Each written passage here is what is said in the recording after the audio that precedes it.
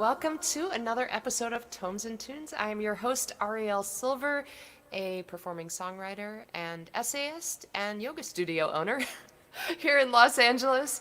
And I have been talking for the last year with songwriters from all over the place about books, because I love books, and about music. And we're going to do it again today. Today I have a Canadian on the show. I'm very happy. Had a couple of songwriters from Canada and from Europe, and it's just really lovely to see what's going on beyond the borders of the U.S. In terms of music. I met Dave Von Bieker a couple months ago at the Folk Alliance conference, and somehow, virtual conference, it was a really phenomenal conference. I was incredibly impressed with how well it was just run online. And somehow, I don't know how, he and I just kept bumping into each other, throughout the 3 or 4 days of the conference, virtually, of course, but there were multiple rooms. And so it was a no-brainer. I just loved his vibe. I love his music. I'm really happy to have him on today. Coming to us from Alberta. And let's say hi to Dave. Hi. Hey. How are you? I'm good. You can introduce me anytime, Arielle. Charming, handsome, talented, keep it, right time, right place, right? Keep it coming, yeah. There we go. Yeah, all good. I love it. I don't even remember where we bumped into each other the first time, but I think the second time was in that Bramble virtual late night Right. hotel lobby virtual thing. It was insane. Yeah, which is impossible to explain, really, to anybody who hasn't tried something like that, but it was they did a really props to Folk Alliance for doing a really excellent job. Yeah, it felt like that's probably my favorite event of the year, or the thing that I did that actually most felt like being at an event all year. It was great. Absolutely. I didn't think that they were going, so for anyone who's listening, and hi Kelly and hi Goo from Edmonton, and hi Susie from Texas. Nice to see you all. Anyone else who's chiming in, or anyone else who's watching, please chime in the chat box so we can say hi. Yeah, say hello. And Go's a friend of mine in Edmonton here, so very cool. Hey, thanks for tuning in, Go. So, the thing about Folk Alliance that you know, but the folks watching might not know, is that it's an international organization. They have regional chapters as well. But the big conference is, basically it generally speaking takes over a whole hotel, where in the hotel lobby, that's of course where the hotel restaurant is, and you bump into people, elevators, but all of the floors above that are typically just the bedrooms where people stay in a hotel. Many floors of that hotel, each of those rooms is turned into a music venue. And so typically floors 4, 5, 6, 7, 8, 9, 10, it's just room after room after room of live music, and the hallways are just a cluster. It's sort of a nightmare when you think about COVID right now, but pre-COVID, imagine the close quarters and banjos and guitars and who knows what. It's what you call a super spreader event, I believe. It was a super spreader event of joy and musical. Yeah. And so, and basically there are panels and presentations all day long, and then starting, what time, Dave? Like 8 or 10 p.m.? When did the I think it was nighttime? about 10. I know it was later than I normally stay up, which again felt like going to an event. So yeah, so typically the nighttime events started around 10 p.m. and they go till 2, 3. And then there might be some jam sessions that continue beyond that as well. So it's really a 24 hours for days and days. Anyway, Dave and I did not meet in that super spreader atmosphere. Where we met was in February in their virtual incarnation of this. And I I expected the panels and the presentations and all of that to be fine.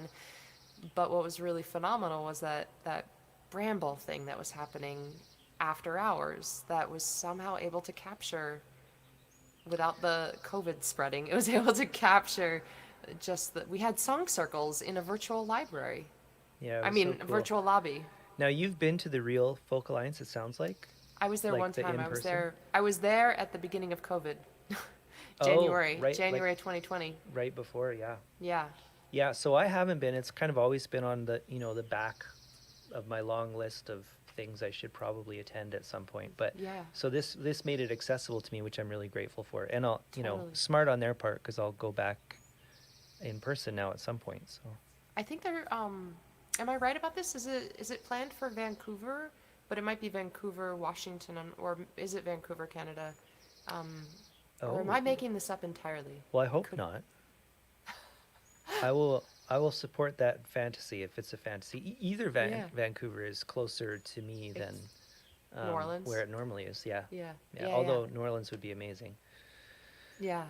So, Um, yeah. okay, so anyway, so that's where we met, and I don't remember the first time we met, but I think the second or third time we ended up in this virtual lobby, and some of those song circles that were happening, and all that stuff. Um, in your real world, pre-COVID, what was your music life like? Is there a community in Edmonton? Were you touring? What did that life look like for you before the last year happened? Yeah, so I'm kind of new. I mean, I would have said if you told me a few years ago that I would consider this being new to the game, I probably maybe would have quit at that point. But Hmm. but now that I've been in it long enough, I realize that I'm still pretty new. I mean, Yeah. I think I released my first stuff in 2016, I believe, which is 5 years. But I have like my first album coming out just at the end of June here. So I've still been. It's taken me a long time because of everything else going on in life. Like I'm not able to pursue this full time as my full career yet. So Yeah. everything is just on a bit of a slower timeline, right? Um, I found like coming at it a little bit later in life. Initially, it was harder to find that community because I just felt incredibly uncool every time I would show up in a room full of musicians. I was like, I'm quite a bit older than all of you, and anyways, I kind of broke through that with open stages, which I think a lot of people do. And if you're a musician out there wondering how to find community when the world is open again, that's always my number one recommendation is just go find where the jams are in the open stages and put in your time there and hang out and get to know people there. And that's once I started doing that, there was some really great communities locally, and I got to know some artists that way. And you get shows that way and find people to record with that way and all that stuff. So yeah, I'd been doing those things for a couple of years. I had just formed a band called the Small Tones, Von Bieker and his Small Tones, and we were playing, starting to play more shows, was starting to play more out of town. So I felt like the momentum was building right before COVID started. Actually, I had some shows that would have been the best, paying shows, probably the biggest crowds booked across the province. And those all got, well, postponed, thankfully, not canceled, but they were 2021 shows. Now they're 2022 shows. So it's kind of a pause. Felt like a pause button, I think, in a lot of ways. Yeah, a friend of mine who's actually also Canadian, I met her like you during COVID, so virtually, excuse me, and she was calling this past year the Great Pause, Yeah. actually. Yeah. Yeah, which is not always a negative thing, right? Sometimes we need those pauses and resets. And we were just talking about sabbaticals in the green room before we started, and all Yeah. those things can be healthy, right? And Yeah. yeah, it's usually better when we choose them, though. Yeah, yeah, true, maybe, I don't know, yeah. Um, I mean, certainly, I, there's so many beautiful things that now I've been focusing on those things, the beautiful things of this past year. But I always, I feel like just superimposed on that. It's like there's no way to talk about the beauty of the year without talking about the loss and the devastation as Right. well. They're so intertwined, and but yet, maybe that is the human nature, that maybe there's only so much devastation we can handle. We have to create something beautiful. I don't know. That's certainly Um, true for me, I would for say. me, it is, yeah. Yeah. I'm curious though.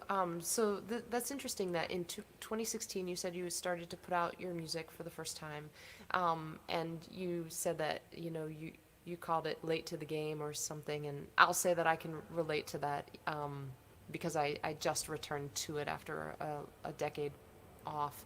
But I'm curious, what were you doing pre 2016?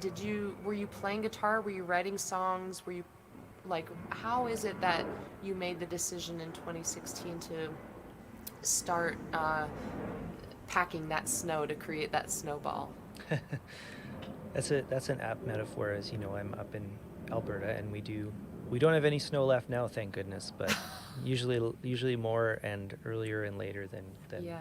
other Well, I lived in places. So, Boston for a long time, oh so yeah, I am well acquainted with. you know snow. Oh, I know it very well.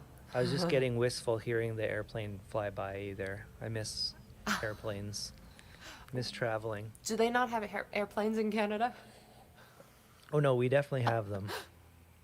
We're just not getting on them at this Oh, point. yeah. Yeah. No. No. Um, your question, sorry, about before. Yeah, so Yeah.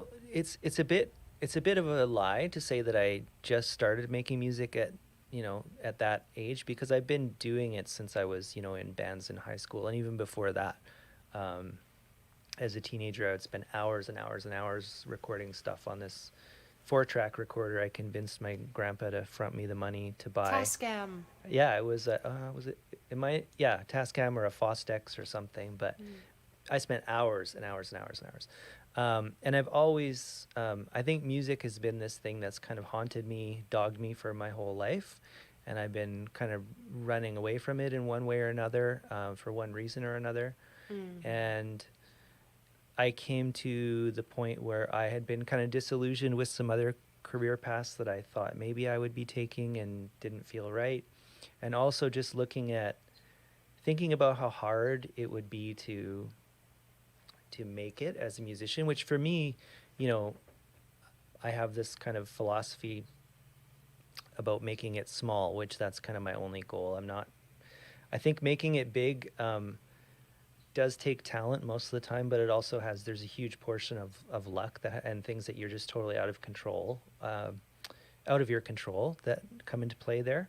And that would be, I'm not going to turn down big checks and arenas full of people singing my songs, but I think what's in our control is to decide like what's a reasonable, manageable life that I can have, where I can continue to create, as you said, beautiful things in hard times. And basically, like, I just want to be able to continue to write songs and share them with people at a level of quality that I'm proud of and that people can enjoy for the rest of my life. That's kind of where I've settled. And so I realized in 2016-ish, 2015, 2016, that it wasn't going to ever get any easier than it was right then. It was only going to get harder, and it was already hard enough. But all the reasons I had of why it was hard, they were only going to get harder. And I thought, well, I don't want to get to be, 80 and wonder how far could I have taken this if I had actually tried to take it somewhere. Yeah. Really, as far as it could go. And so, yeah, that was the decision. I might as well try it now. And at least then I know I've tried, and it doesn't work out, I can always do something else. But I gotta say that I am 100% in alignment with everything that you just said, starting with the lie. How you said that starting in 2016 was sort of a lie, because right. actually you had been. And, when you said that, it's hard. Narratives are hard because, it's hard to encapsulate everything about your history as a musician or your a persona, your history, who you are, what you stand for, what you're trying to do, in a narrative that is bite-sized enough for your press kit, or for your introduction to a live stream, or 150 words or less, or whatever. yeah, exactly. I actually think I have a bio that's 66 words. I'm like, Me too. so I say that, I quit music for a decade, because I had put out 3 albums, and then burned out, moved to LA, started working behind the scenes, and then in 2018 started writing songs again, and came back. But the fact is that in those middle years, I wrote a few songs. I was a vocalist and a clarinet player and a guitar player for a couple of world music bands, and I played some music festivals, and every once in a while I would play some gigs, but you know but basically so close to the bone, so scraped down to the to nothing, that it didn't even make much of a blip, even in my own life.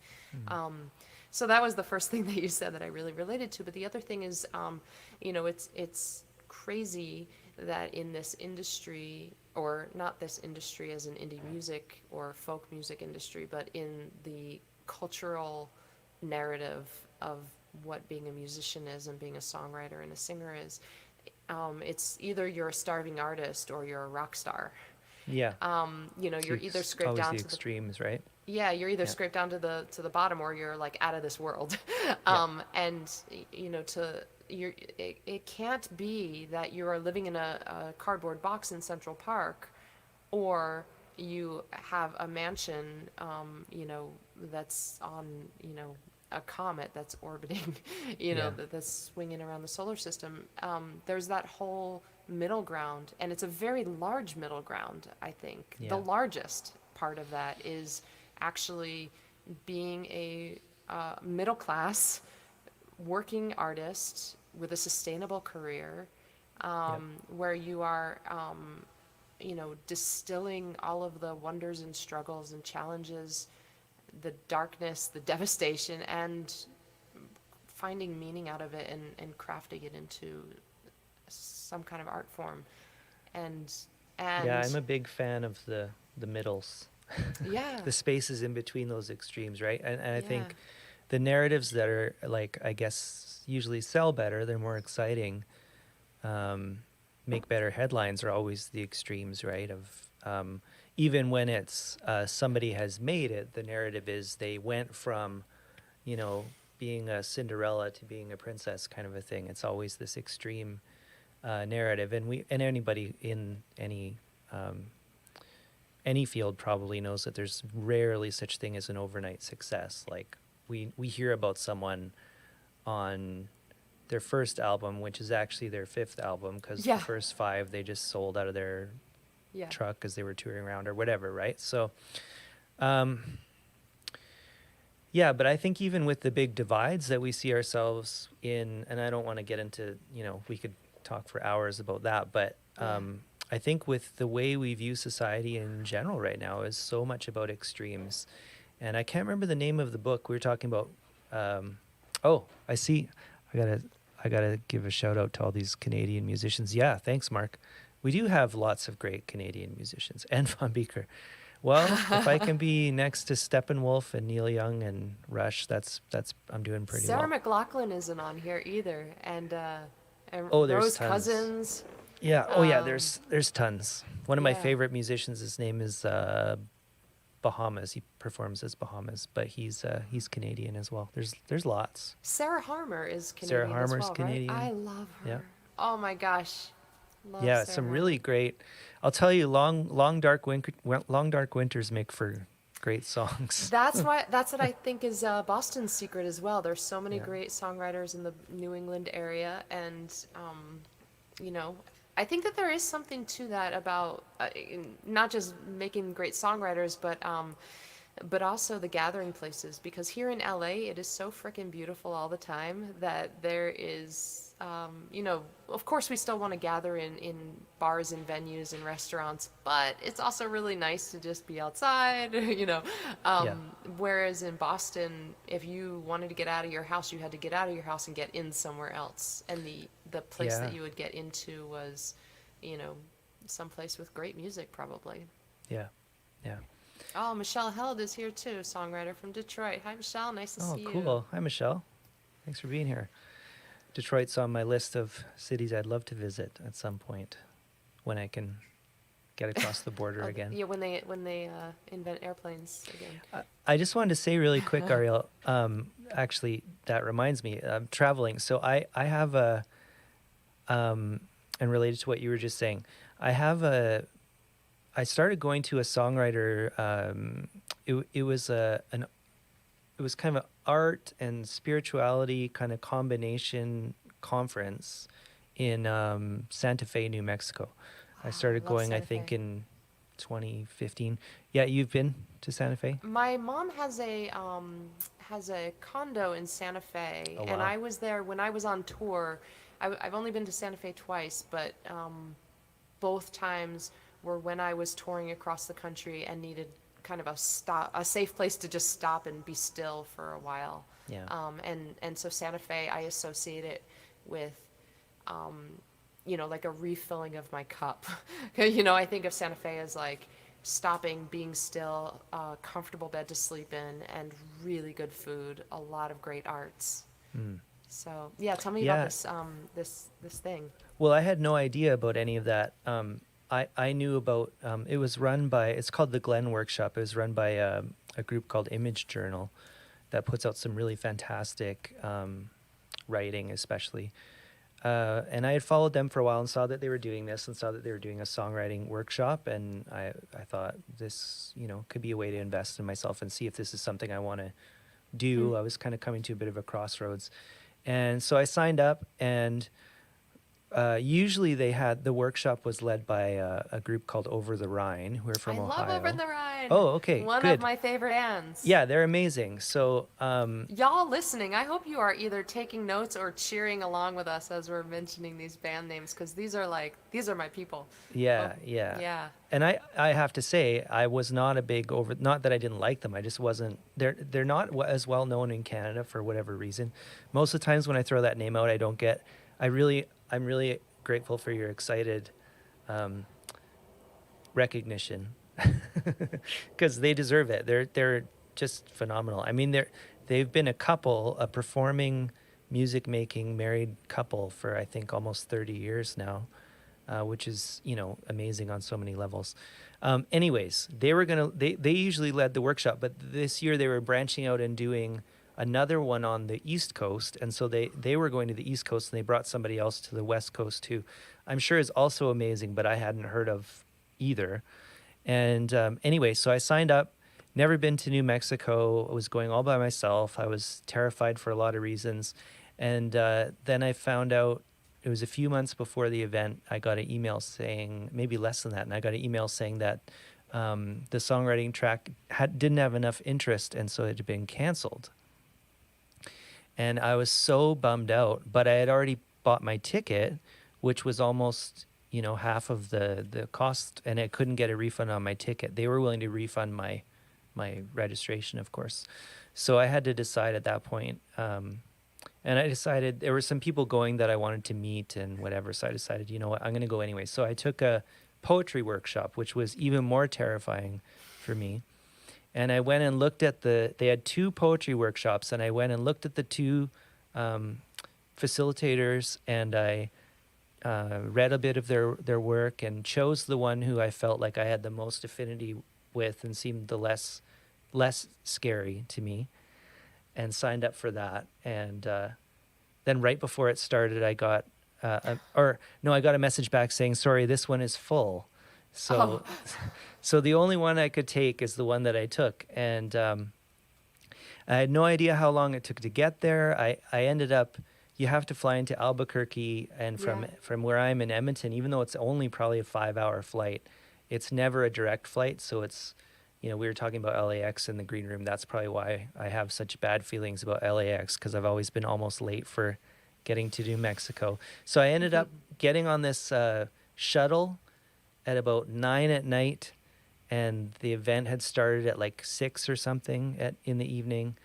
Knowing I was going to miss all the orientation stuff, I think I rolled into the parking lot of St. John's College. It was pitch black out, and I kind of got out of, I couldn't even see the building. I didn't know where I was. I didn't know what it looked like. And the guy just like dropped me off with my bags. I was like, thanks a lot. I think it was 10:30.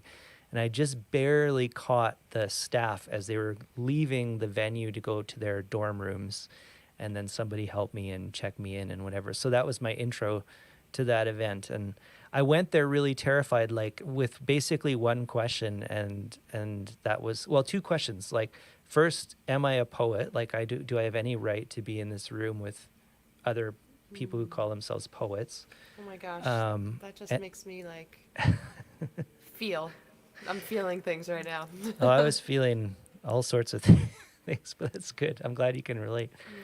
Yeah. And then the second question was, what does it look like to be? What does a working artist look like? What does a professional artist look like? Because I didn't know the answer to that. I didn't know what a life, if I decided to go down this path, what could that look like? So because of their station in life and because of, it's a little costly to go to this thing and stuff, I think it skews a little older. So there were a lot of people who were, in their 50s, 60s, sometimes even beyond that, and who had lived, who had always been making art, whether it was visual art, poetry, writing, whatever they were doing. They had been doing it for 30, 40 years, and it had never been easy, and they had never gotten rich, and they'd never had a big break, most of these people, but none of them regretted doing it. They were all just exactly where they wanted to be, and they're like, I wouldn't trade this life for anything. Like, you just make it work. You just see the things that need to be seen, and then you show them to other people, and you just do that again the next day, and you do that again the next day. And one day you're sitting in a dining hall with a bunch of strangers, and you're 65, and you're thinking about, how did I do this for the last 40 years, right? So that was really heartening to me. And then to learn that indeed I was writing things that people considered poems. So I ended up going back there almost every year, and I'm really missing it now with COVID. That's been very hard for me. I have lots of beautiful friends that I met there who make wonderful things, and I'm looking forward to visiting there again. I went to see, I don't remember if this was I think it was in 2018. I think I had, excuse me, I got this tickle in my throat today. Pardon me, everybody.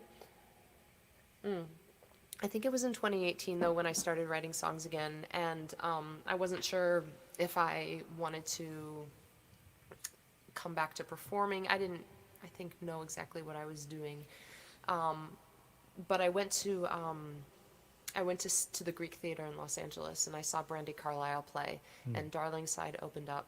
And when Brandi Carlile got on stage, she interacted with the audience as I've been to many house concerts, and when she was on that stage in that big venue and interacting with the audience, I thought about these house concerts that I've been to and how intimate it felt and how familiar it felt.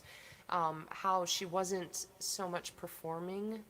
Of course, she was performing her songs, but the banter, the rapport among the people on stage, and then with Brandi and the audience, just gave me this feeling that there was something that woke up for me. If she can do that, it sort of connected a lot of dots, I think, for me. And I somehow out of that emerged this dream for me of performing at the Greek Theater in Los Angeles one day. I never have, not yet. And maybe one day I will, but it's become a very, very strong dream and desire and kind of focal point for me.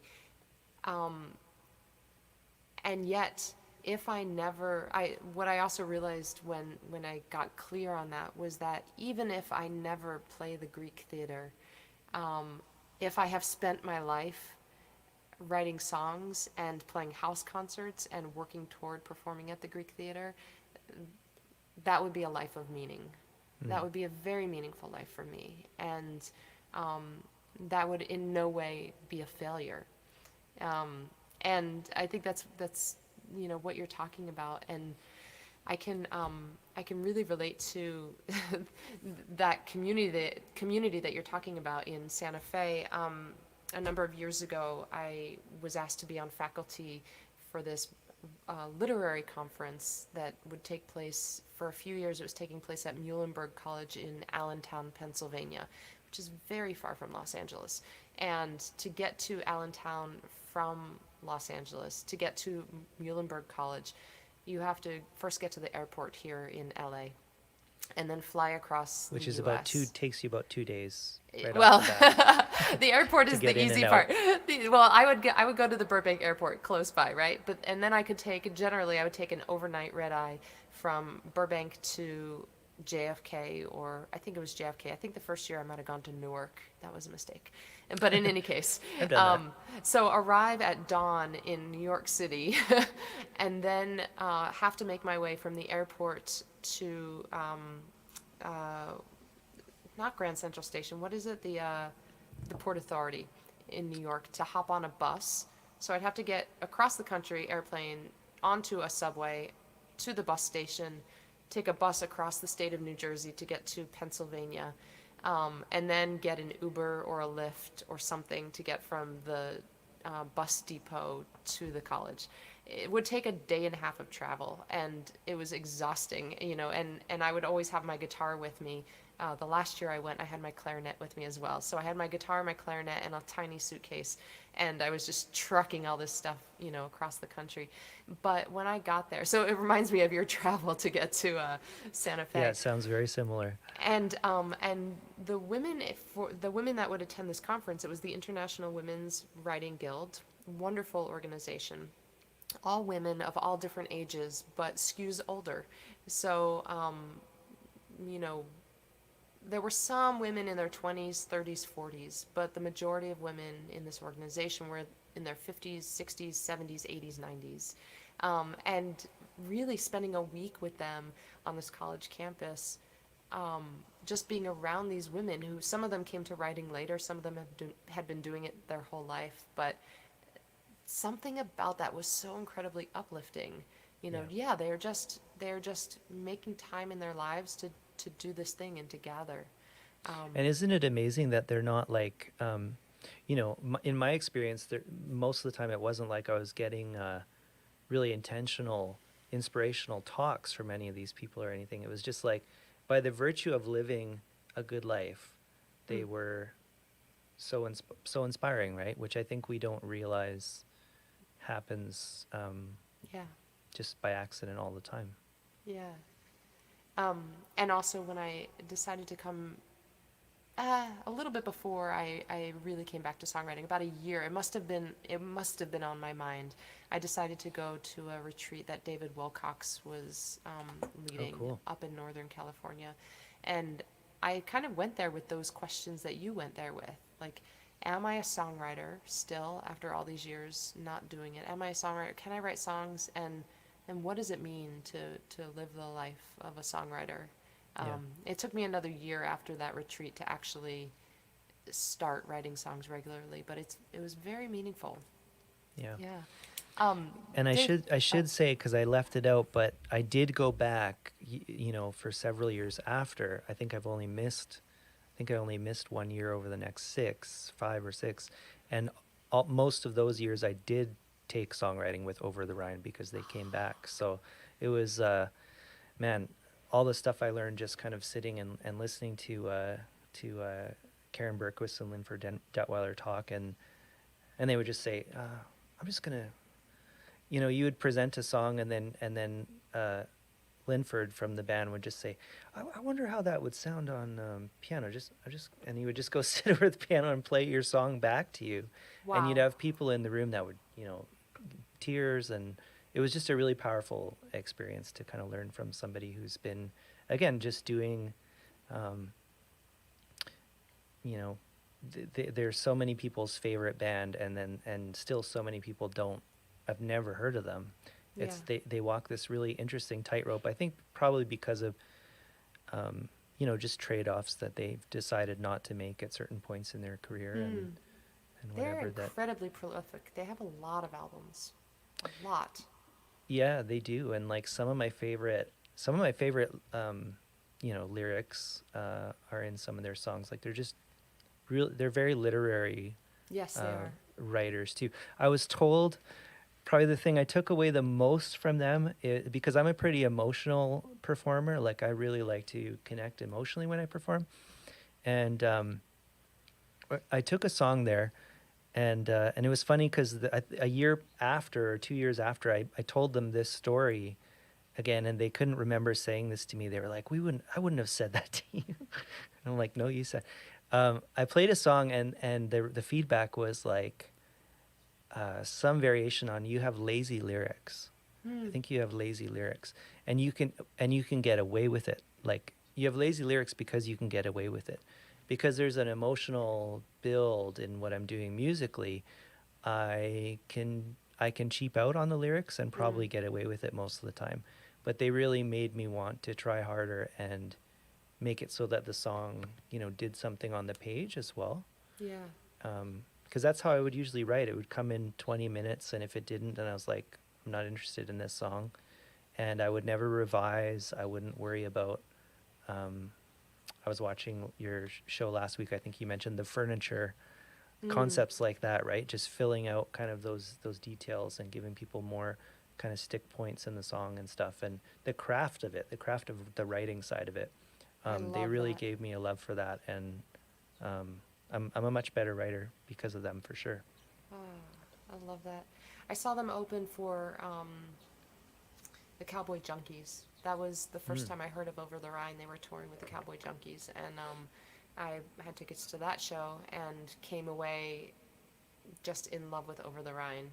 Cowboy Junkies never really did it for me, but Over the Rhine really did. I want to share what Mark says here. I love your approach on making it small. Very simple and obvious. Somewhat of a humbling thought. Yeah, So, thank you, Mark. it's something I'd say, Mark, that's easy to say and hard to live. I'm still trying to integrate that in my in my actual living this out, but I think it's a good philosophy anyways. Good something to chase. Well, Dave, I have a question for you. You said that the first year you, instead of being able to study with Over the Rhine, you picked a poet, and then that workshop was full, and so you ended up in the other poets workshop. And I'm wondering if either of those poets are what you have brought into the show today to share, and if not, who were they? Oh man, do I want to name remember? names? Yeah, I it's funny because I'm friends with one of them still on Facebook, and no, I'm gonna sit here and hum and haw and not be able to remember. One of them, the one that I really loved, she was a Mennonite poet, and she had this really, I think I loved her because she was just really pastoral, like very gentle, kind of, isn't the world wonderful kind of things, but also these poems about moving. I remember she had some poems about moving to the big city and kind of like hitting reality, that kind of wide-eyed perspective, hitting reality and what that was like, and it's terrible that I can't remember her name. Well, I mean, I completely put you on the spot, and that's funny because it actually happened to me a few weeks ago where I was trying to remember a writer's name on the fly on the show, and there's something about being live in front of an audience, even if it's I'll blame it on that. Yeah, that it's like, oh, blank. But I'm gonna guess that since you can't remember, those are not the writers that's not who you brought in today. They're not the writers that I brought in, and it's funny. I have this interesting dance with poetry in that I really love good poetry. I think I love more than anything else I read, but I very rarely read it. I very rarely seek it out. It has to be like recommended to me, or sometimes I'll get on a rabbit hole and start following a poet down that rabbit hole. But Well, the thing about poetry is that generally speaking, it's slow. It's a processing slow processing in the mind. So you can't just skim it and decide if you want to go deeper into it. It's like you have to decide right at the beginning, okay, I'm going to go deep. Because if I don't go Yeah, deep, I'm not going to get anything out of it. Um, totally. And I always talk about like there's words that I can read, and then there's words that I eat, right? mm, Um, and I think poetry is that for me. And so like if I'm not hungry, if I'm not prepared to mm, like invest in it, yeah, it's kind of it's one of those things where you get from it what you bring to it, right? And if you're not mm. ready to bring yourself to it and to like face it, then I think it's harder to. Well, what did you bring today to share? So I brought a writer who's probably, along the same lines, but I've just discovered, um, and I'm gonna have to look those poets up and put them in the comments later, Yeah, maybe, yeah. because I feel like I'm doing them both a great disservice. Because the woman that I ended up with, she was really great, and I learned a lot from her, and she wasn't scary at all. She just she just seemed. I had an image of what a poet was, and she was very much like that, like a poet who like writes in weird forms that I don't understand, and um, seems very. I had this idea of a poet as like a very severe person, and she kind of fit that, I thought. But anyway, who knew I would be surprised by somebody. But the author that I brought is Brian Doyle. Have you heard of Brian Oh, Doyle? yeah. Yeah, yeah. So I hadn't heard of Brian Doyle. I think I get an email newsletter from this guy named Austin Kleon, who's a creative guy, and he reads a lot and he recommends books. And usually I just go to my library website and put on hold all the things that he recommends. And I think that's how I got into Brian Doyle. But so I kind of went down a Brian Doyle rabbit hole, a Doyle hole. Um, so and I just before that I read this one, which is Eliza Gabbert, the word pretty. I don't know if I hadn't heard of her either. It probably came at her from the same direction, but she's a really good, funny essayist. Just a Huh. really good kind of sense of humor and like love of language, and I think you would probably dig her. She's a little. It's not my pick because she's. I have stuff I read where I feel like my life is inarguably better for having read it. Yeah. And then stuff I read that I'm like, that's really smart and funny, but it doesn't touch me at that same deep level. So I'd put that Yeah. and this in that category. It was a really Okay. excellent book. Yeah. But the Brian Doyle stuff I would say is just like making me a better person, which is Yeah. rare. He is a beautiful writer. What are you going to share of his? Well, I had two essays marked, but I think I'm going to read the second one just because of where our conversation went, if that's okay. Is that all right? Please, yeah. Um, yeah, the first one, so he's a spiritual writer, and, some of it gets a lot more spiritual than, well, it's all spiritual, but some of it gets more religious than others. This is one of those, so I wasn't sure if I wanted to read it, but I really, you'll see why I like it when we get to the end. The other one that I'm not going to read is I think something that he does really well that I always want to do as a writer is that he tells a very specific story that, of a single event, and then really brings you into that story. And then with like the last two lines lets you know that this essay wasn't about what you thought it was about. I love that whenever that happens. But if I'm being honest, this is the one I really want to read. I love the honesty, even though we started off talking about Lies. lies. So this is called The Final Frontier. Yeah, it's like 3 pages. That's okay? I don't know how much. Oh, okay. Let's see how it goes. I'll read it at a good pace. Steady clip. A steady clip, yeah. It is the rare soul who remembers particular lines from Scripture for reasons other than professional advancement or private absorption. But I remember even a child being totally riveted by the odder, blunter, saltier lines from the greatest story ever told. The ones that made me made me elbow my wry patient dad, like, be kind to your father even when his mind goes, or the ones where the Christos isn't so much godlike as he is a rattled guy, such as when he whirls and shouts, "Who touched my clothes?" after he felt power leave him. What a phrase. And one of those lines for me has always been, "Blessed are the poor in spirit." I heard that for the first time as a child, of course, at Mass late in the morning, drowsing between my alpine dad and willowy mother, in a pew filled with brothers seated with parental buffers so as to reduce fisticuffery. And like everyone else, I was puzzled and nonplussed. Wasn't the whole point to be rich in spirit? How could you be bereft spirit-wise but get a backstage pass to the kingdom of heaven? What was that all about? Was that a major serious printer's error no one had noticed all these years? Was it supposed to be pair in spirit or something artsy like that? Diligent school teachers subsequently explained it to me, and my gentle, wise parents explained it, and learned university professors explained it, and the able scholarly writers explained it, and I got the general idea. And the word poor there is better understood as humble, but humble never really registered for me because I was not humble and had no real concept of humble until my wife married me, which taught me a shocking amount about humility.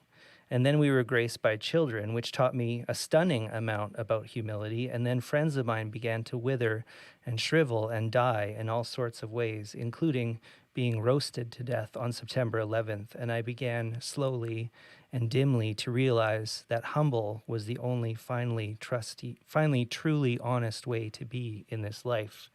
Anything else is ultimately cocky, which is either foolish or a deliberate disguise you refuse to remove for complicated reasons maybe not even you know. Of course, you do your absolute best to find and hone and wield your divine gifts against the dark. You do your best to reach out tenderly to touch and elevate as many people as you can reach. You bring your naked love and defiant courage and salty grace to bear as much as you can, with all the attentiveness and humor you can muster. This is, after all, a miracle in which we live, and we ought to pay ferocious attention every moment, if possible. But no, you cannot control anything. You cannot order or command everything. You cannot fix and repair everything. You cannot protect your children from pain and loss and tragedy and illness. You cannot be sure that you will always be married, let alone happily married. You cannot be sure you will always be employed or healthy or relatively sane. All you can do is face the world with quiet grace and hope you make a sliver of difference. Humility does not mean abnegation, lassitude, detachment. It's more like a calm recognition that you must trust in that which does not make sense, that which is unreasonable, illogical, silly, ridiculous, crazy by the measure of most of our culture. You must trust that being a very good you matters somehow, that trying to be an honest and tender parent will echo for centuries through your tribe, that doing your chosen work with creativity and diligence will shiver people far beyond your ken, that being an attentive and generous friend and citizen will somehow matter in the social fabric, save a thread or two from unraveling. And you must do all this with a sure and certain knowledge that you will never get proper credit for it, at all, one bit. And in fact, the vast majority of the things you do right will go utterly unremarked, except, perhaps, in ways we will never know or understand, by the Arab Jew who once shouted about his cloak, and may have been somehow also the one who invented and infuses the universe and probably a million others, not to put a hard number on it or anything. Humility, the final frontier, as my late brother Kevin used to say. When we are young, we build a self, a persona, a story in which to reside, or several selves in succession, or several at once sometimes. And when we are older, we take on other roles and personas, other masks and duties. And you and I have both known men and women who become trapped in those selves they worked so hard to build, so desperately imprisoned that sometimes they smash their lives simply to escape who they no longer wish to be. But finally, I think, if we are lucky, if we read the book of pain and loss with humility, we realize that we are all broken and small and brief, that none of us is actually rich or famous or more beautiful than another. And then perhaps we begin to understand something deep and true, finally, about humility. This is what I know, that the small is huge, that the tiny is vast, that pain is part and parcel of the gift of joy, and that there is love, and then there is everything else. You either walk toward love or away from it with every breath you draw. Humility is the road to love. Humility maybe is love. That could be. I wouldn't know. I'm a muddle and a conundrum, shuffling slowly along the road, gaping in wonder, trying to just see and say what is, trying to leave shreds and shards of ego along the road like wisps of litter and chaff.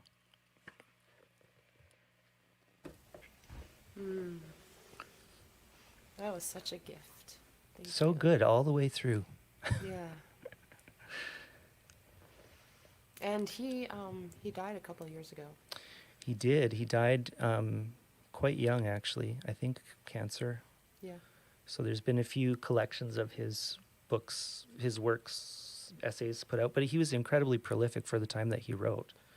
So this Yeah. one's called 8 Whopping Lies, getting back to our, Our to our theme. theme of lies. Yeah.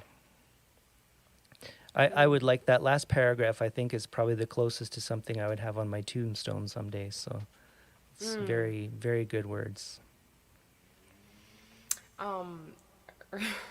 Earlier in COVID, not meaning to be morbid, a couple of friends and I. We're all morbid now. Yeah, well, a couple of friends and I came up with what we would have on our tombstone, on our headstones, and I remember my friend's was I decided that hers would be "She paid attention," and for whatever reason, I cannot remember what is supposed to be on mine. So I've been thinking about that for the last couple of days, and I've been actually thinking about just stealing hers. I don't know if that's kosher or not. Well, I was good, honestly, right before you said that, I was going to say if I could distill that down, because that's a little bit long, I think just the words "pay attention," I would be pretty happy with those two. Yeah, yeah. Which is, I think, a Mary Oliver-ism. Yeah, I don't know what a prayer is, but I know how to pay attention. Mm-hmm. Yeah. Yeah. Or I may, something like that. I have a couple of the tenses or in-between words wrong, but something like. Well, since you brought Brian Doyle in, I have not been making great headway because I've been going back and forth between Bob Dylan's Chronicles and Salman Rushdie's The Satanic Verses, which is just totally blown out here, which is densely, densely Sounds something. great, though. I enjoyed what It you is- read last week from it. I want to read it because I haven't read it. I love it, but when I'm not normally intimidated by the size of a book, and at 550, I always am. I rarely am, but at 561 pages, it's all on the longer side. That's fine. However, I like to read slowly anyway. And this is a very, very, very slow read for me because I'm really dwelling on like every phrase, every sentence, everything, and so for that reason I'm feeling a little bit intimidated by this book, which is strange because why wouldn't I just want to dive into it? But I feel like this is going to be a possibly a several months endeavor, which is a very for a slow reader even remarkably slow for me. But because you mentioned Brian Doyle, I was thinking about this piece of his that I just pulled up. I did write a song inspired by this piece of his. The song is not very good, but the piece I've been itself there. is. And are you familiar with Dawn and Mary? No, I don't think so. Okay, I'm gonna share this. So this was published in August 2013 in the Sun magazine. Dawn and Mary. Early one morning, several teachers and staffers at a Connecticut grade school were in a meeting. The meeting had been underway for about 5 minutes when they heard a chilling sound in the hallway. "We heard pop, pop, pop," said one of the staffers later. Most of them dove under the table. That is the reasonable thing to do, what they were trained to do, and that is what they did. But 2 of the staffers jumped, or leapt, or lunged out of their chairs and ran toward the sound of bullets. Which word you use depends on which news account of that morning you read, but the words all point in the same direction, toward the bullets. One of the staffers was the principal. Her name was Dawn. She had 2 daughters. Her husband had proposed to her 5 times before she'd finally said yes, and they had been married for 10 years. They had a vacation house on a lake. She liked to get down on her knees to paint with the littlest kids in her school. The other staffer was a school psychologist named Mary. She had 2 daughters. She was a football fan. She had been married for more than 30 years. She and her husband had a cabin on a lake. She loved to go to the theater. She was due to retire in 1 year. She liked to get down on her knees to work in her garden. Dawn, the principal, told the teachers and the staffers to lock the door behind them, and the teachers and the staffers did so after Dawn and Mary ran out into the hall. You and I have been in that hallway. We spent 7 years of our childhood in that hallway. It's friendly and echoing, and when someone opens the doors at the end, a wind comes and flutters all the paintings and posters on the walls. Dawn and Mary jumped, or leapt, or lunged toward the sound of bullets. Every fiber of their bodies descended from millions of years of bodies that had leapt away from danger, must have wanted to dive under the table. That's what they'd been trained to do. That's how you live to see another day. That's how you stay alive to paint with the littlest kids and work in the garden and hug your daughters and drive off laughing to your cabin on the lake. But they leapt for the door, and Dawn said, "Lock the door after us," and they lunged right at the boy with the rifle. The next time someone says the word hero to you, you say this: "There once were 2 women. One was named Dawn, and the other was named Mary. They both had 2 daughters. They both loved to kneel down to care for small beings. They leapt from their chairs and ran right at the boy with the rifle. And if we ever forget their names, if we ever forget the wind in that hallway, if we ever forget what they did, if we ever forget that there is something in us beyond sense and reason that snarls at death and runs roaring at it to defend children, if we ever forget that all children are our children, then we are fools who have allowed memory to be murdered too. And what good are we then? What good are we then?" So good. I had forgotten Dawn and Marie because I had read that. I didn't remember the names, but as soon as you started reading it, it came to mind. Yeah, that's great.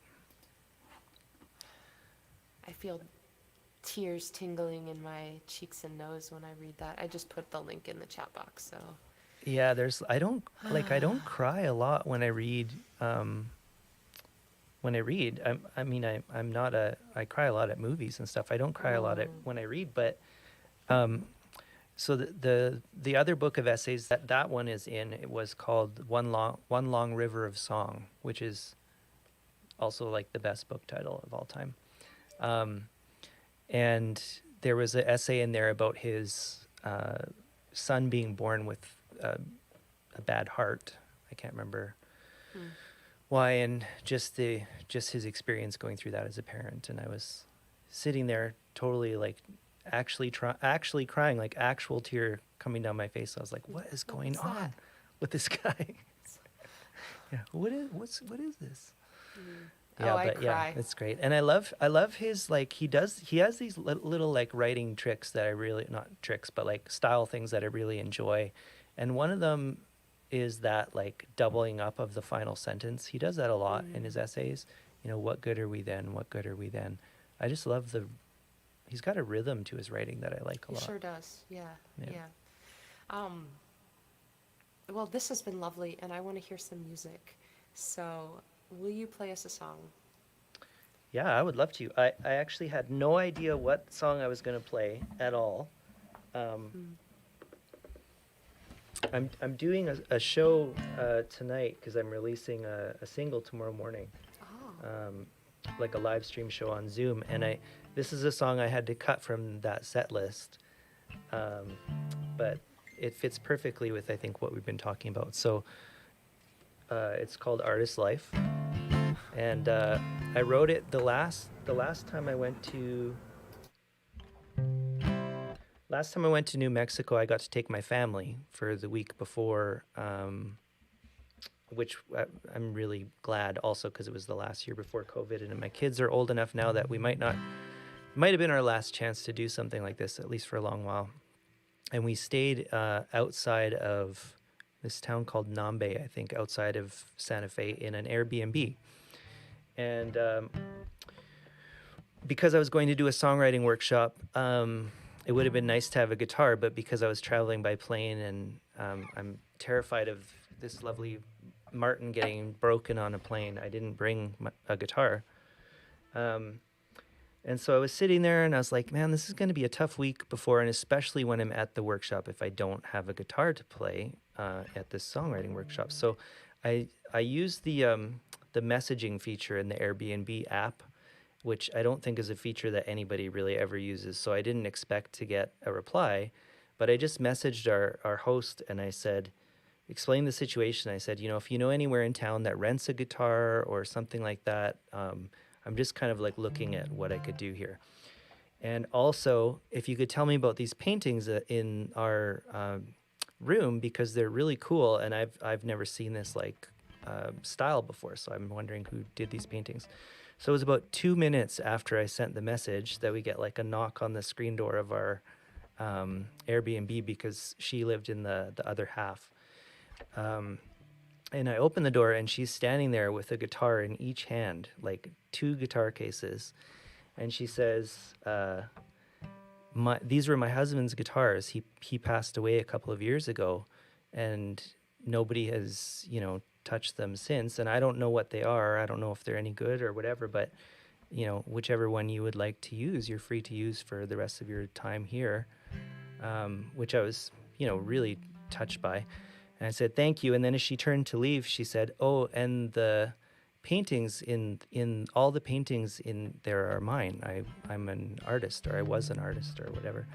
And so, I don't know, I knew right away that I needed to write a song for this woman, and it's on the album I have coming out. And I since gathered up the courage just a few months ago to email her the song, and actually to message her through Airbnb again after a year, because I had no other way to get a hold of her, 2 years almost.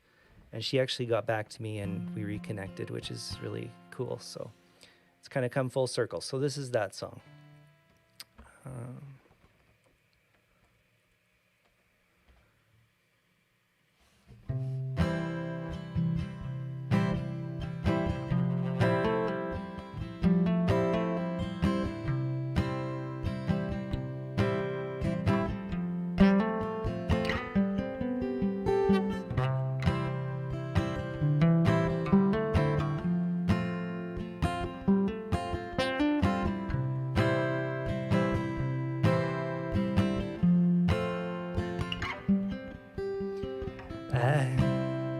I wanted an artist's life, not to just be somebody's wife. I laid it all on the line the day that I met you. You said, yeah, that's okay, 'cause I want it just the same. A woman who stokes a fire that's burning clear and true. You said you saw something just like the future when you looked into my eyes.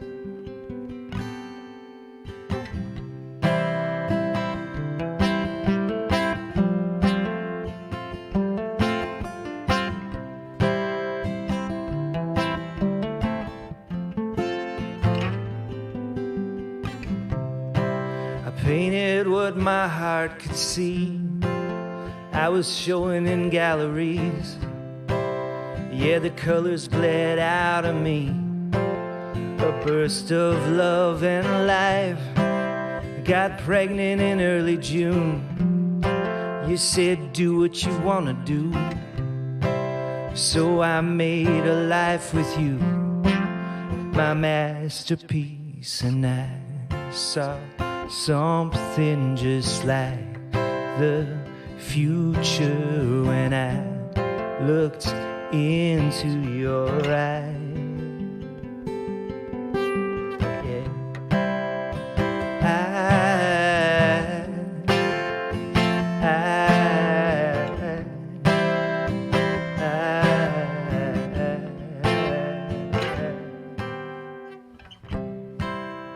Vacations in Santa Fe, it always begins that way.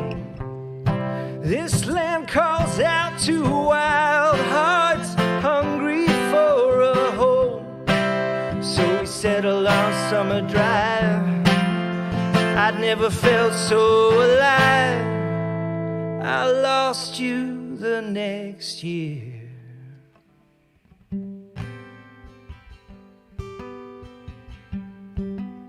And I never thought to leave. Now I rent the old house out, the one that we dreamed about.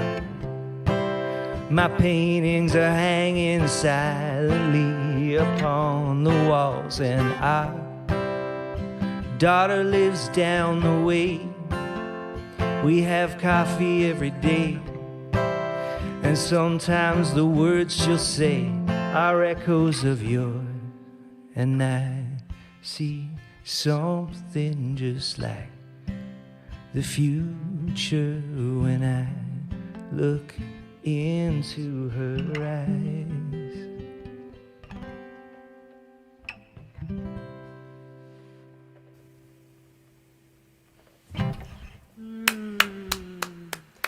So nice. What a wonderful song.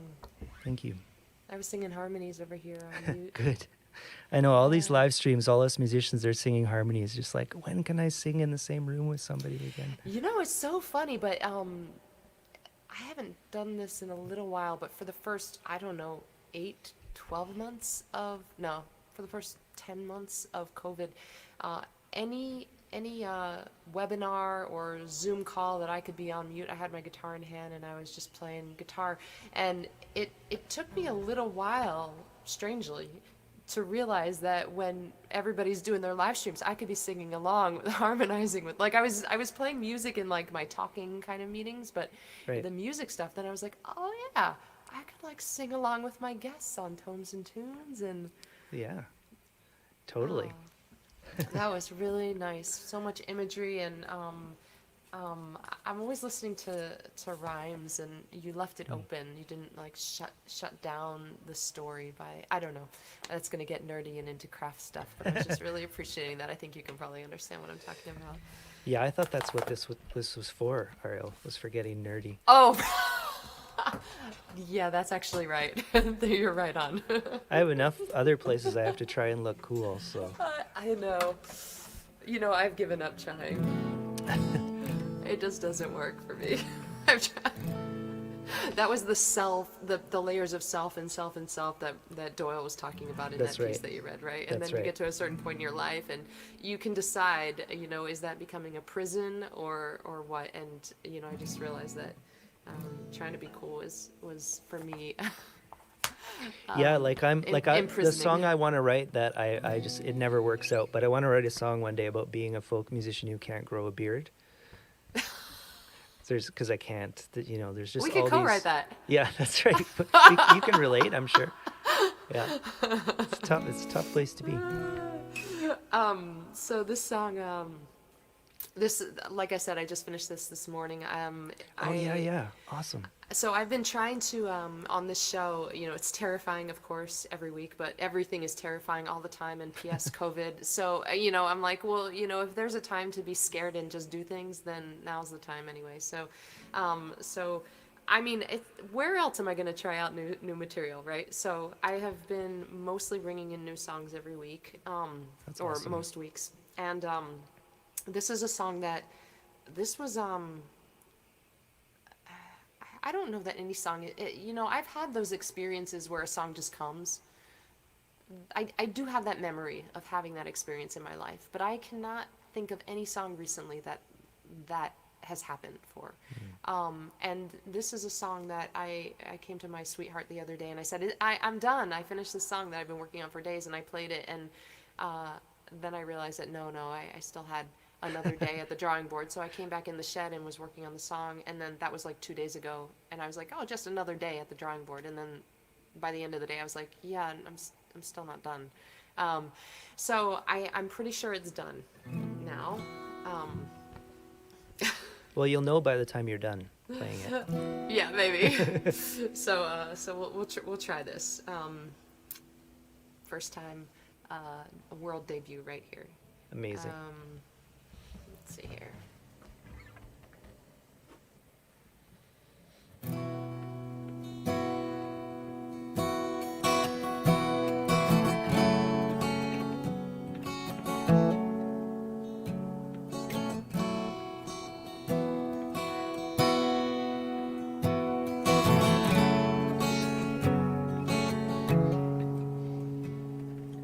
You stepped out in silhouette, barefoot, glowing, sounding out my name.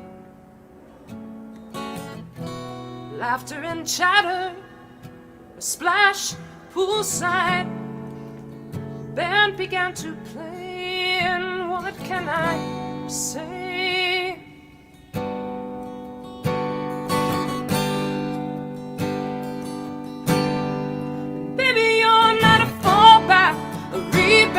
Distraction or flash in the pan.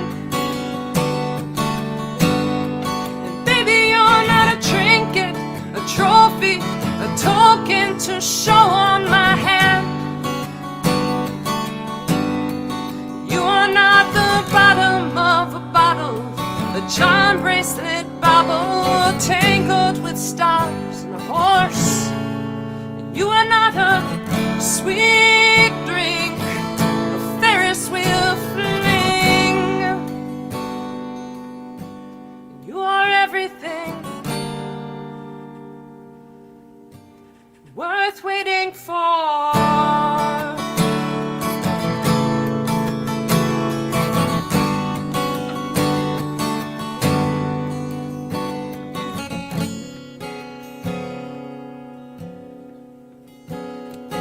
Underneath a canopy of branches, the shadows, dappled light of sun. It's gonna take my whole life to show you you are the one, you are the one.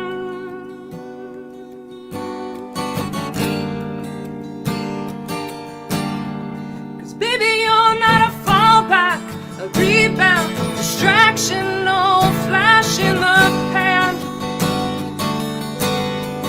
Baby, you're not a trinket, a trophy, a token to show on my hand. You are not the bottom of the bottle, a charm bracelet bauble tangled with stars and a horse. You are not a sweet drink, a Ferris wheel fling. You are everything. You are everything worth waiting for.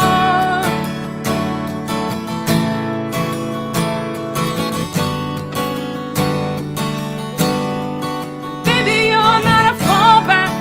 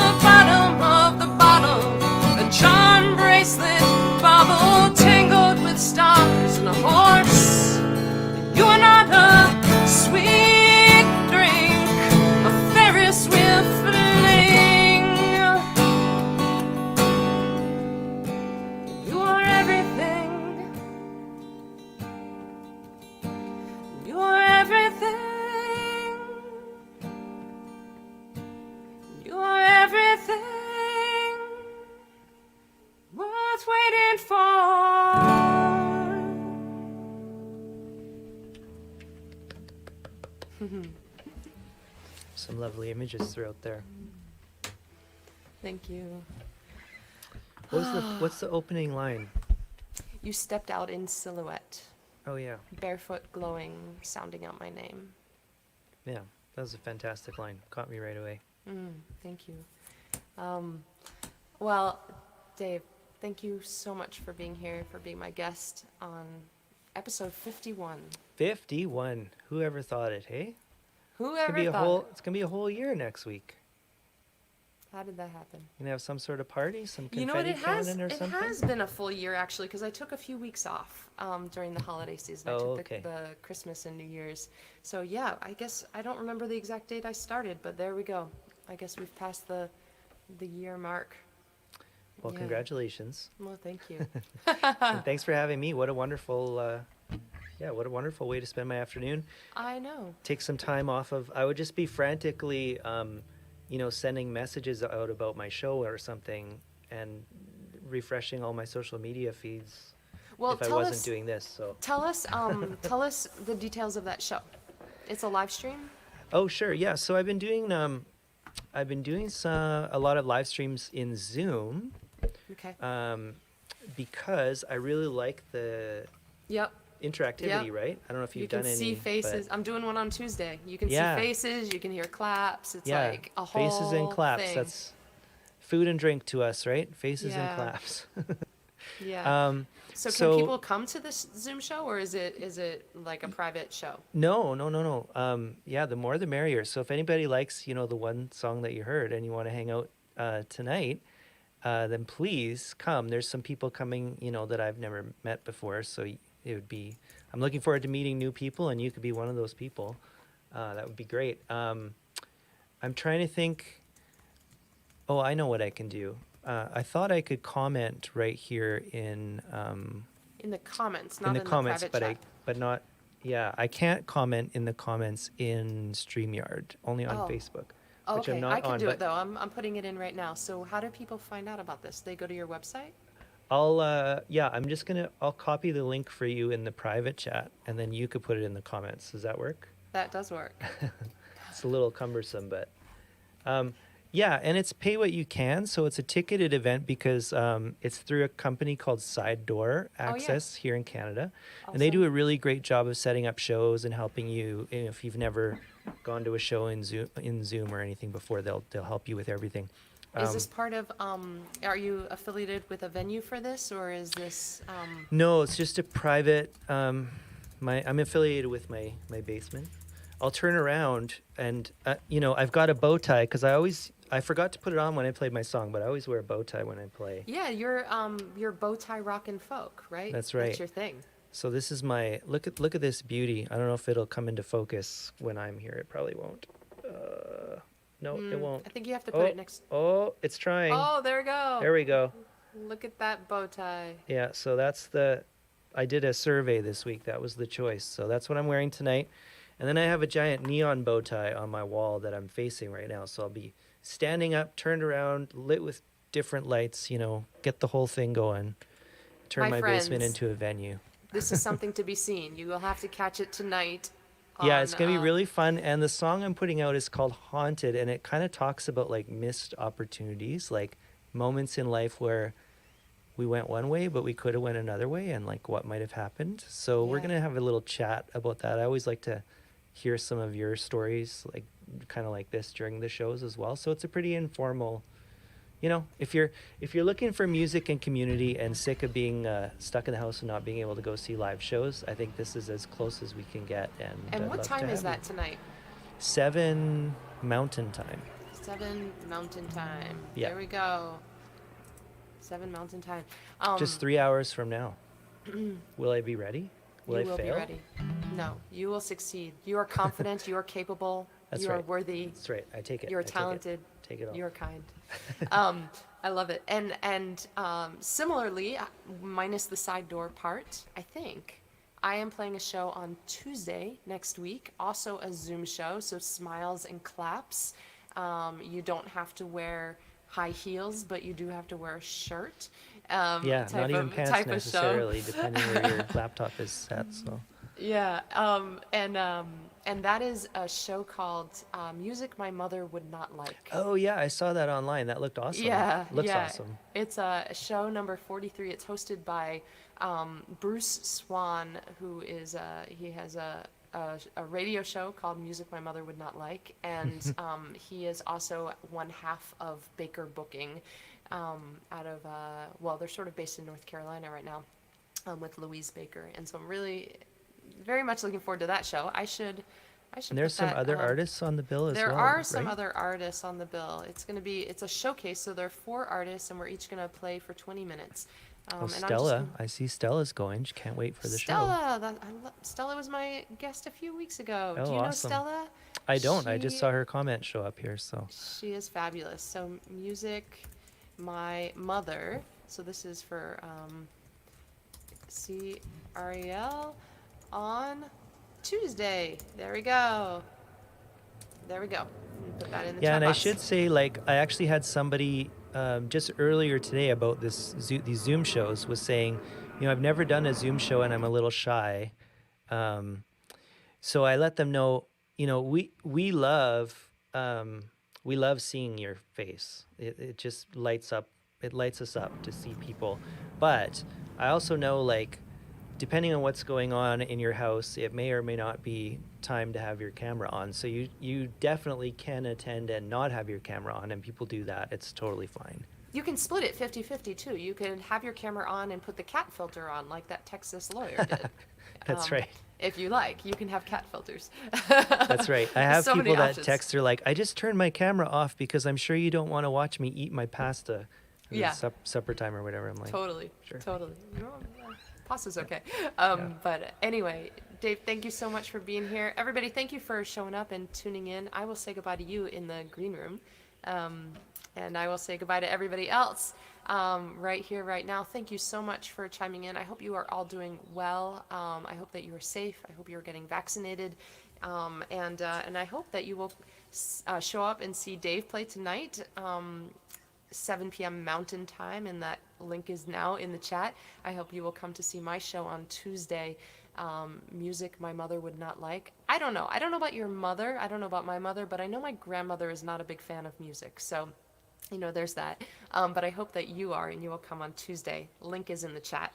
Next week, for episode 52, I have Angelino songwriter Pi Jacobs. So she is marvelous, and I can't wait to have her on the show. I hope that you will tune in. Until I see you next time, take good care.